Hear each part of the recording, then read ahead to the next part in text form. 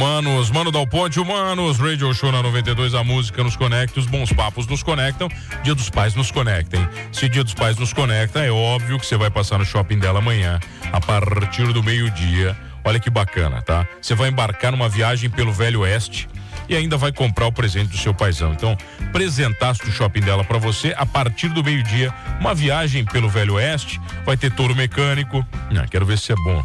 Touro mecânico, vai ter muito rango de qualidade, tá bom? Tem atração musical, mesa de jogos, bar temático, rock and roll, country e blues ao vivo com o Nando Mazon e os Chacais. Já sabe, né? Presentaço do seu pai é no shopping dela amanhã, a partir do meio-dia. Então não tem problema, eu sei que você deixou para comprar o presente em cima da hora. Eu sei, normal, todo mundo faz isso. Não se preocupa, a gente é brasileiro. É só na última hora, mas vai lá no dela, que o dela garante para você com certeza o melhor presente, as opções maravilhosas que o dela tem. Belezaça? Olha aqui, o cara que tá comigo aqui é um bruxaço de grandes papos, grandes conversas, né? Eu tenho o prazer de receber ele, doutor Eduardo Martins, cirurgião capilar, especialista em transplante capilar de alto padrão. Doutor Eduardo, prazer em receber, meu velho, tudo bem? Tudo bem, maninho, boa tarde. Obrigado pelo convite. Sextou. Estamos aí. Sextou bem, né? Sextou bem. Bem. Tá, hoje à tarde trabalha ou não? Hoje sim. Hoje trabalha? Hoje especialmente sim, porque eu fiz cirurgia ontem. Tá. Aí você mudou um pouquinho as agendas? Eu inverti a agenda do consultório. Tá. Mas geralmente sexta-feira eu tô mais tranquilo. Já tô evitando de agendar consultório. Cirurgia eu não faço na sexta, mas consultório, se precisar, a gente faz. Se não, quem fez. Ô, doutor, mas cirurgia na sexta por uma questão logística ou tem alguma coisa a ver com recuperação também? Mais por cansaço. Cansaço mesmo de trabalho? Cansaço meu, ortopédico, né? Físico, mental. A tua cirurgia... E da minha equipe. A tua cirurgia é longa. É diferente de uma cirurgia comum. É bem diferente. Não é uma... Bem diferente. Enquanto a gente faz um procedimento que dura o dia todo, chega um colega otorrino, um colega cirurgião plástico. Um bariátrico faz... Uma gastroplastia muitas vezes, faz 4 cirurgias num dia, 2 de manhã, 2 de tarde, a gente chega de manhã e inicia, vai até o final do dia com o mesmo paciente, né? Então é um desgaste muito grande, né? Meu e da equipe, porque é tudo muito manual, é tudo um por um, tudo folículo por folículo. Então eu costumo colocar as cirurgias mais pro início da semana. A gente já começa a semana operando, para durante a semana a gente ir desacelerando. Ô doutor, mas você fala começo da semana operando, né? Porque você tem que ficar alerta também, sempre depois da cirurgia, né? Você tem que ficar ligado com o teu paciente. Eu sei que a cirurgia capilar, a que você faz principalmente, ela não traz grandes problemas, nem na recuperação, mas você como médico tem que ficar atento. Com o pós-operatório do paciente, quer dizer, né? Imagina. Claro, a gente fica muito conectado, mas independente, mano, por exemplo, eu operei ontem na quinta, domingo ele vai mandar foto pra mim. E tranquilamente. Eu vou responder normal, cara, sabe? O nosso paciente, ele tem um acesso a gente, um suporte integral, sabe?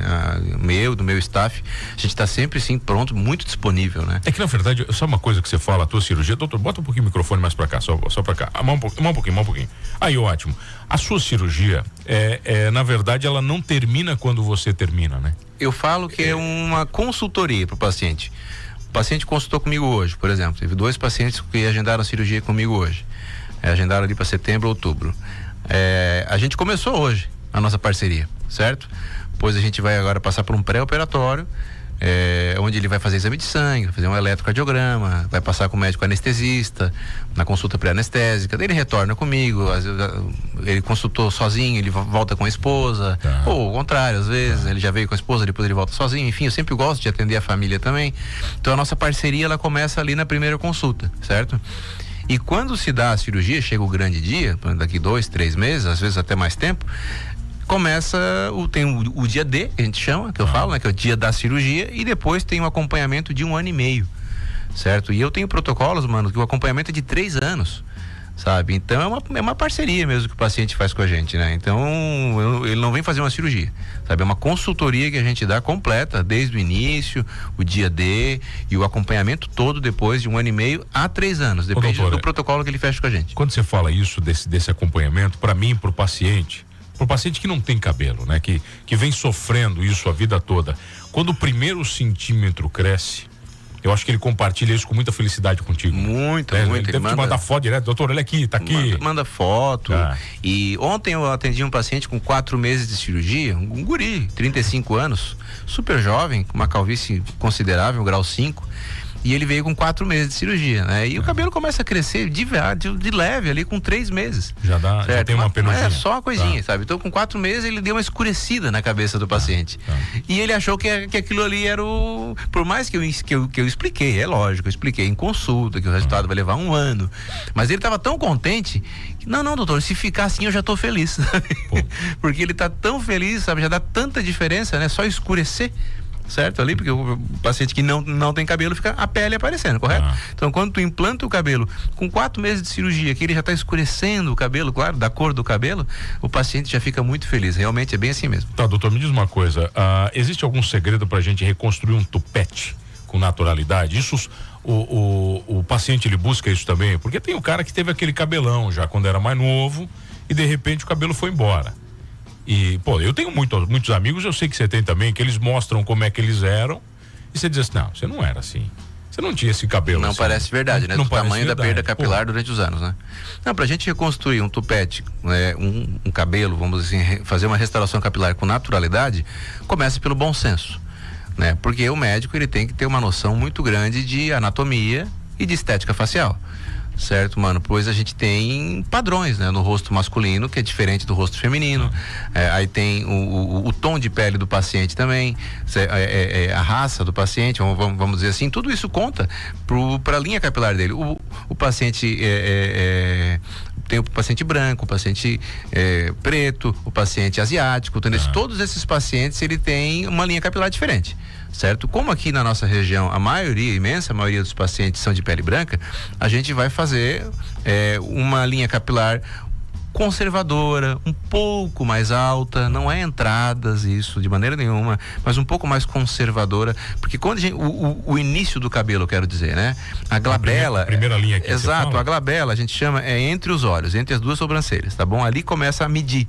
Então essa medida, ela vai ter 7, 8 centímetros, tem que ter uma altura considerável, porque senão vai ficar artificial, certo, mano? Em especial, quando a gente implanta o cabelo ali, inicia a implantação, é lógico que no início são fios delicados, fios fininhos, para ficar natural, que é outro segredo, vamos dizer assim, que não é tanto segredo, a gente tem que começar com cabelo fino, certo?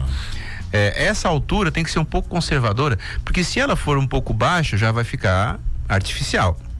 Certo? E se a gente considerar que o cabelo implantado ali nunca mais vai cair, certo? Então o paciente faz a cirurgia com 28 anos, restaura o tupete dele, fica legal, e tu deixa meio baixo. Com 70 anos ele vai estar com aquele tupete ali, porque aquele cabelo não sofre calvície. Ele vai afinar, vai envelhecer, vai ficar branco, vai ficar grisalho, ok, vai perder até qualidade do cabelo com os anos, vai. Porém, aquele cabelo operado, ele não sofre DHT, não sofre afinamento hormonal, certo? Então, quando a gente restaura um tupete, um resultado a gente pode dizer que é vitalício. Então, se eu colocar um tupete muito baixo no paciente, quando ele tiver 50, 60, 70 anos, aquele tupete vai estar no mesmo lugar praticamente. Ele não vai passar a ficar calvo novamente, entendeu, mano? Então, a cirurgia tem que ser muito bem feita, começando pela linha capilar, que é a hairline que a gente chama, né? A hairline a gente diz que é a assinatura do cirurgião capilar. Fazer com bastante naturalidade, com irregularidades, porque não pode ser uma muralha de fios para não ficar reto. Não pode ser perfeito demais. Exato, tem que fazer as irregularidades, porque é isso que traz a naturalidade. A gente fazer as irregularidades na linha capilar. Entendeu, mano? Por isso que muitos barbeiros do paciente, o barbeiro fala que não é perceptível o transplante capilar. Você está falando uma coisa, doutor, que a gente nota muito, por exemplo, nas mulheres, quando elas fazem as sobrancelhas idênticas e perfeitas, você nota que tem alguma coisa errada. Nota que foi feita a sobrancelha. Por quê? Porque ela é perfeita demais. Porque geralmente é um desenho, muitas vezes, né? Elas passam um lápis, às vezes, ou uma micropigmentação, que elas fazem bastante também, tá? Mas lembrando, mano, então, aproveitando o teu gancho, né? Nós vamos lançar, tá? Provavelmente em 2026, eu vou segurar esse final de ano agora, que a gente está investindo em um equipamento novo para essa finalidade, o transplante de sobrancelhas. Certo? O transplante de sobrancelhas é um transplante capilar, certo? A área doadora pra gente repor a sobrancelha feminina, geralmente, né? Porque a mulher perde a sobrancelha com o tempo de tanto extrair. Puxa tanto fio que com o passar dos anos ela perde a cauda da sobrancelha, perde às vezes quase ela inteira. certo? Então a cirurgia, o transplante capilar de sobrancelha tá cada vez mais em alta, é uma coisa que está em evolução, os equipamentos estão evoluindo nesse sentido também, então a gente está investindo em equipamento agora nesse fim de ano, para a gente poder colocar o projeto mesmo rodar. Eu acho que vai ser 2026, sim. Eu acho que eu vou ter cliente pra esse ti. ano eu vou segurar. Eu acho que eu vou ter cliente para ti, né? Isso vai ser bem bacana. Então essa é uma novidade que a gente está. Agora você falou uma coisa para mim, o cabelo, isso acho que você não tinha comentado ainda, o cabelo que você transplanta, o cabelo que você tira da área doadora, ele nunca mais vai cair? Como eu falei antes, ele é retirado de uma região que não sofre DHT, não sofre afinamento capilar. Tanto que um cara, um grau 7 de calvície, ele tem cabelo atrás, correto? Ele raspa a cabeça, mas ele tem cabelo lá atrás. Beleza. O cabelo atrás, eu tô falando, lá na nuca, em cima da orelha e na nuca. Então o cara, ele é mega calvo, ele tá num grau máximo de calvície, e aquela área doadora às vezes é grossa de cabelo. Muito grossa, a ponto de ele ter que passar gilete, raspar, certo? O Derico do Jô? Mais ou menos. Mais ele ou menos tem um monte de ali. cabelo atrás, exato. Tá. Não tem cabelo em cima. Ele usava aquele estilo que deixava crescer e tudo mais, enfim, né? Mas aquele cabelo ali não sofre calvície. Por que o Derico não ficou totalmente calvo? O do Jô Soares, né? Pra quem lembra. E ele ficou com aquele restinho de cabelo atrás a ponto para fazer um rabinho até, certo? Por quê? Porque aquele cabelo não sofre calvície. Então esse cabelo é um cabelo resistente à dihidrotestosterona, resistente ao DHT. Esse é o cabelo permitido de utilizar em transplante capilar. Por isso que o transplante capilar tem limitações, sabe? O paciente, ele tem que consultar conosco, ele tem que entender que tem um cabelo propício para fazer a cirurgia. Eu não posso pegar cabelo de qualquer lugar, certo, mano? Senão eu vou fazer uma cirurgia e ele vai continuar afinando, o paciente vai continuar ficando calvo na área operada, no folículo operado. Então esse folículo tem que ser resistente, tem que ser um folículo saudável. A calvície é um problema hormonal. Os folículos sofrem um afinamento hormonal.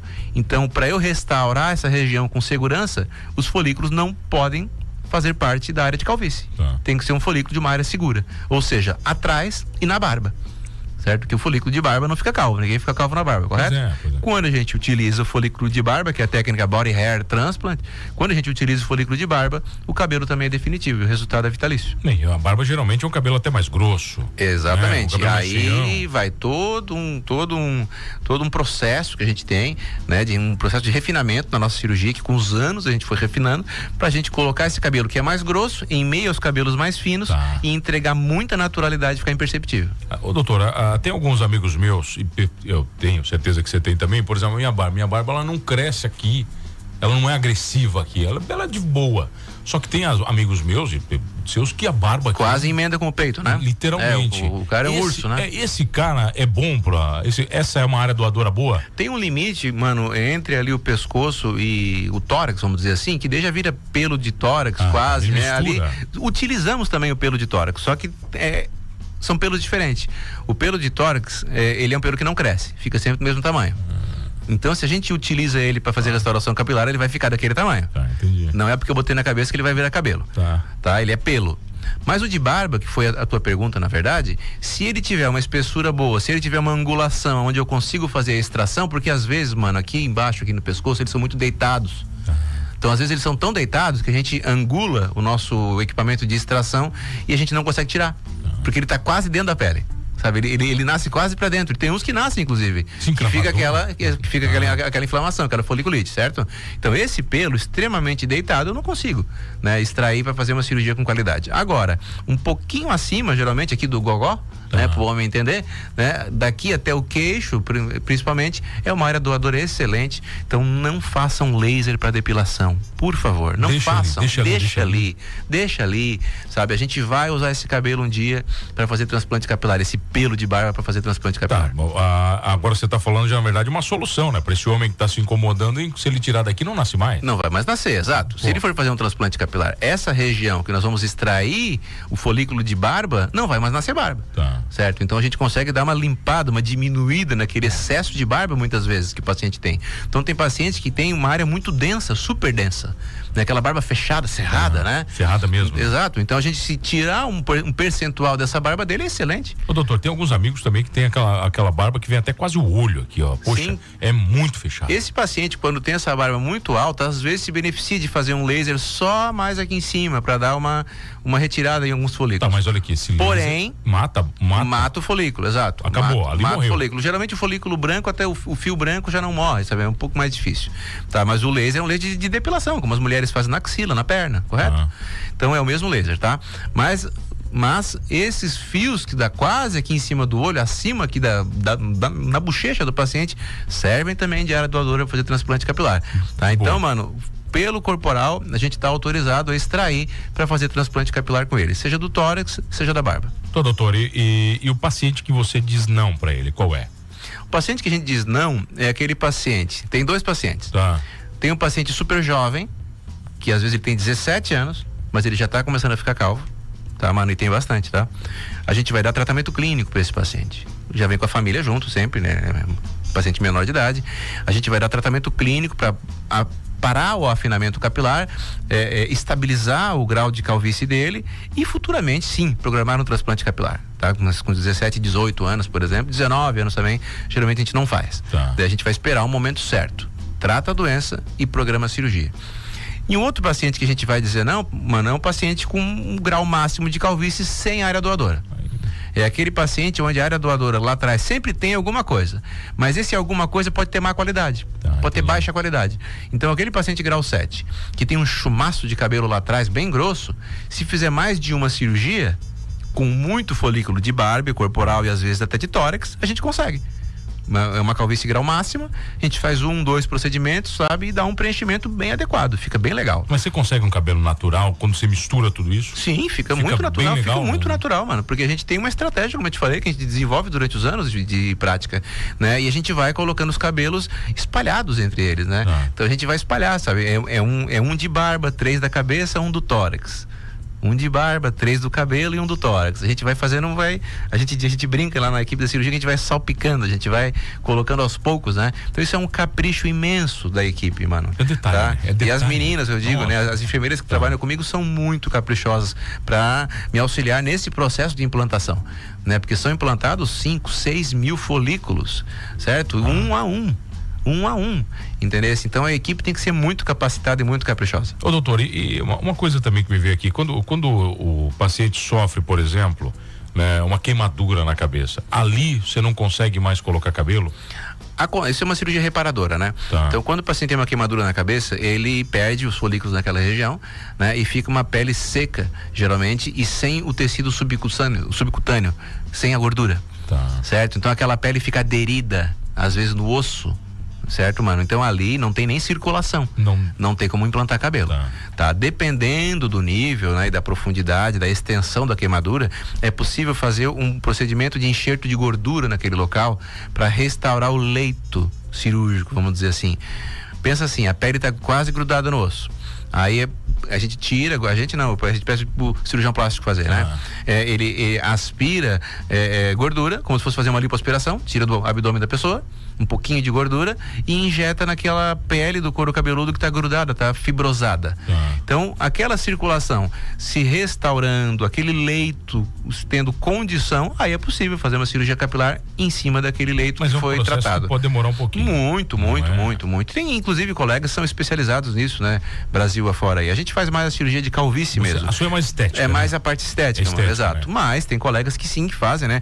E a cirurgia de restauração capilar é feita também em casos de acidentes assim. Ô doutor, por que você escolheu cirurgia capilar? Por ser tão demorada? Você fala assim, como você falou, alguns colegas seus, poxa, fazem cirurgias tão rápidas e a sua, né, quer dizer, é demorada, mas você já tem experiência, ela poderia ser mais demorada ainda, né? Sim, com certeza. Por que eu escolhi, mano? Porque primeiro eu sou dermatologista, e o médico dermatologista tem uma área da dermatologia que é a cirurgia dermatológica.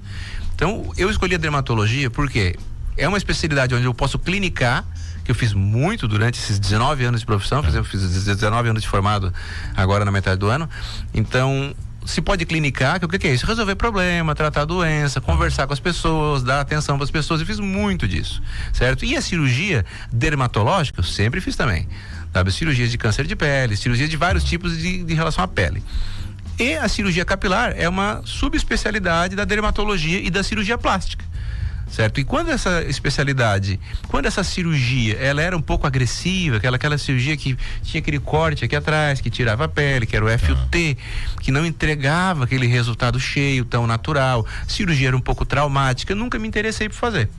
Mas, né, com o crescimento e a evolução da medicina, certo? E especialmente os equipamentos cirúrgicos e a possibilidade de se extrair folículo por folículo, que é o FUE, certo? Isso passou a me interessar. Então, anos atrás, daí eu pensei, agora faz sentido. Quando claro. Você viu pela primeira vez, Du? A técnica? Foi num congresso? Onde é que foi isso? Não, foi num colega médico. Um colega médico? Que é o Dr. Geraldo, tá? Que é um grande amigo meu de longa data. A gente é amigo de especialidade. Lá no início, a gente estava fazendo prova para dermatologia junto. Tem uma história bem legal, né? Eu chamo de Geraldinho, né? E isso uns 4 anos atrás, mais ou menos, né? Que ele me chamou, né? E pegou pela mão e disse: não, vem aqui que a gente vai, que eu vou te mostrar que é possível. Bem assim, assim, Geraldinho, uma cirurgia de 10 horas, cara, 9, 10, 11 horas. Tá ficando louco, tu tá ficando louco. Vem aqui que eu vou te pegar na mão, que eu vou te mostrar. Aí eu fui lá, me apaixonei por aquele negócio, porque já é cirurgia dermatológica, perfeito, eu já gostava de fazer cirurgias, e fazia sentido fazer essa cirurgia, porque, como eu te falei, tinha evoluído a técnica, perfeito? Então, daí depois fui fazer um fellow em Curitiba, um treinamento especial para isso, e estamos aí até hoje aqui em Criciúma com quase 300 cirurgias realizadas. Bom, doutor, tem uma pergunta para você aqui. Mano, por favor, pergunta pro doutor: todo careca, 100%, tem solução? Você já falou, não tem? Não. Eu costumo dizer que não adianta ter dinheiro para essa cirurgia, tá? O paciente tem que ter cabelo, tem que ter área doadora, tá? Pode ser no tórax, pode ser na barba, mas ele tem que ter bastante na cabeça, tá? Porque o filé mignon, o folículo bonito, o folículo que traz naturalidade é o da cabeça, certo, mano? Então ele tem que ter área doadora. Então não é uma cirurgia para todos, certo? E outra, se o paciente está satisfeito, raspou a cabeça, tá feliz assim, ele não precisa fazer um transplante capilar, mano. Tá? Tem muito isso, que é uma coisa que tá na moda. Então tem muita gente que fica apontando o dedo um pro outro: vai fazer um transplante capilar. Mas espera aí, se ele tá contente assim. Às vezes a vida dele é assim. Exatamente, cara. Agora a menina é obrigada a colocar uma prótese de silicone, é obrigada a operar o nariz? Não, cara. O paciente vai fazer uma cirurgia plástica ou uma cirurgia capilar, que é uma cirurgia plástica capilar, se ele estiver desconfortável, correto? Então, se o paciente estiver confortável, estiver contente, ele raspa o cabelo, ele é feliz assim, tá tudo certo. Tá tudo certo. Então, não é para todo mundo, com certeza. É para aquele paciente que deseja, certo? Isso mexe com a autoestima dele, ele quer fazer isso e ele tem área doadora. Tá, esse aqui tem dinheiro, tá? Mas acho que não tem cabelo. Não tem dinheiro, não falta. Pelo que eu vi aqui, não falta dinheiro esse aqui. Vamos conversar. Olha só, doutor, sempre um prazer lhe receber. Obrigado, beleza? @Instagram, por favor. DR Eduardo Martins, tem bastante conteúdo, bastante coisa lá, conteúdo de qualidade, os pacientes entenderem realmente, né, como é que a gente faz um transplante capilar, ter confiança e vir conversar com a gente. Bom, obrigado, doutor Eduardo, obrigado a você que está comigo todas as tardes aqui no Humanos Radio Show. Não esqueça de uma coisa nesse programa: somos todos humanos.